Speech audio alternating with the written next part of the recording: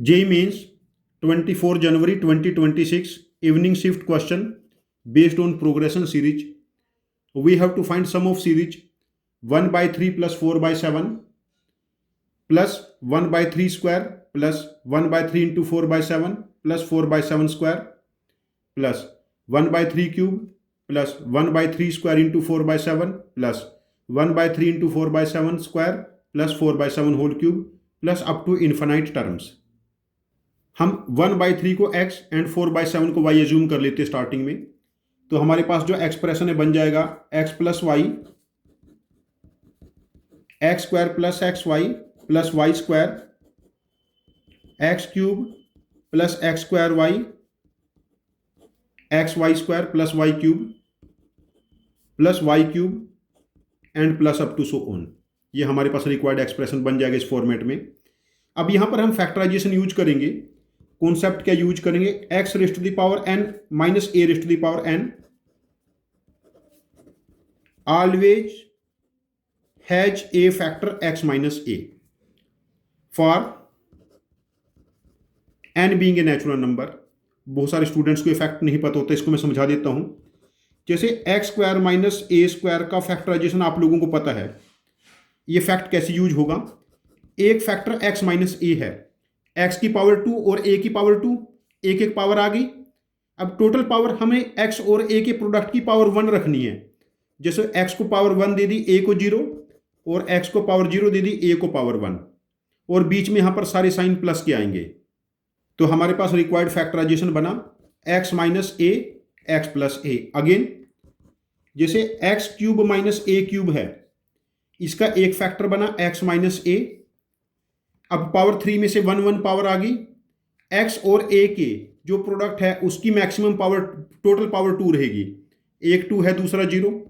जब एक्स की पावर 1 कम की तो ए की पावर ए बढ़ जाएगी, एक्स की पावर 1 और कम की, ए की पावर 1 और बढ़ जाएगी। तो यहां पर फैक्टराइजेशन बना एक्स माइनस ए एक्स स्क्वायर प्लस एक्स ए प्लस ए स्क्वायर। अगेन जब x की पावर 4 माइनस ए की पावर 4 का फैक्टराइजेशन करेंगे, एक फैक्टर बना x माइनस ए। टोटल पावर 4 थी, 4 में से 1 गई, पावर क्या बनी 3। तो एक्स क्यूब ए की पावर 0, एक्स स्क्वायर ए की पावर 1, एक्स की पावर 1, ए की पावर 2, ए की power 3 and up to so on. ये ऐसे चलता रहेगा। जैसे x की पावर 7 माइनस ए की पावर 7 है, एक फैक्टर बना x माइनस ए। दूसरा फैक्टर x की पावर 6 ए की पावर 0, x की पावर 5 ए की पावर 1, x की पावर 4 ए की पावर 2, x की पावर 3 ए की पावर 3, x की पावर 2 ए की पावर 4, x की पावर 1 ए की पावर 5, x की पावर 0 ए की पावर 6। तो यहां पर हम ये फैक्ट यूज करेंगे। नाउ सी, पहली टर्म हमारे पास बनी थी x प्लस वाई, दूसरी टर्म बनी X square plus Y square, and third term X cube X square Y square Y cube up to so on. इस सारे को हम multiply and divide by X minus A. अब देखिए 1 डिवाइडेड बाय एक्स माइनस वाई है, X minus Y into X plus Y becomes X square minus Y square. यहां पर हमारे पास हो जाएगा x cube minus y cube. अगली टर्म ऐसे ही हो जाएगी एक्स की पावर 4 माइनस वाई की power 4 up to so on. अब ये दो अलग अलग इन्फिनाइट जीपीज हो गई। पहली क्या बनी? X square x cube X की power 4 up to so on minus दूसरी Y square Y cube Y की power 4 up to so on. This is 1 upon X minus Y, पहली सीरीज का sum, X square upon 1 minus X, and दूसरी Y square upon 1 minus Y. X हमारे पास क्या था? 1/3, Y was 4/7। X 1/3 and Y was 4/7। तो यहां पर हमारे पास बना 1 अपॉन 1/3 माइनस 4/7, यहां पर 1/3 का square 1/9 and 1 minus 1/3 2/3 minus Y square 16/49 1/1 minus 4/7 3/7 ये हमारे पास बनेगा सम। तो यहां पर बना 7 माइनस 12 माइनस 21/5 रेसिप्रोकल हो जाएगा। यहां पर ये वैल्यू बनी 1/6 ये 7 है 16/21।